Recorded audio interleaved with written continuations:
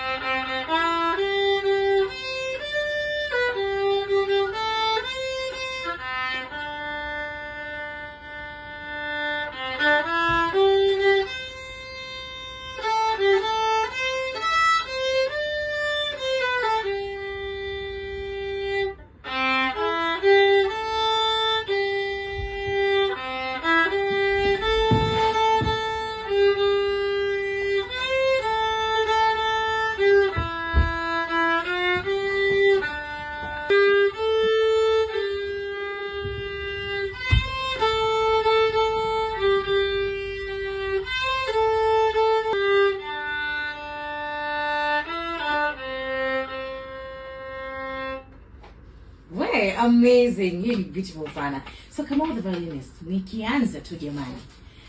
First of all, we discover vipi your passion for music na nini ilikudraw kwa violin? Kwa violin.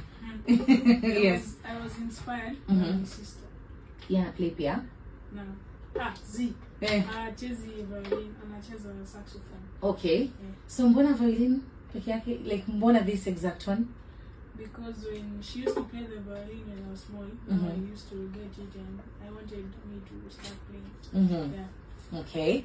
So your typical practice routine huaga vipi ama basi ndio umebobea tu ndio talanta? Do you practice? Yeah. Every Friday and Sunday I have a music lesson for the violin. Okay. Nani anakusaidia? Mwalimu wangu. Mgeni? Hayuko hapa. Oh, nimeona pia hujakuja peke yako. Huyu ni manager. Manajero. Inakuaje? Niko fresh sana. Kwa jina halisi? Naitwa Director Don. I'm the manager to this gentleman. Yes. Tumekuwa pamoja miaka 6 sasa hivi. Discover aje by the way? Walikuwa wamekuja interview.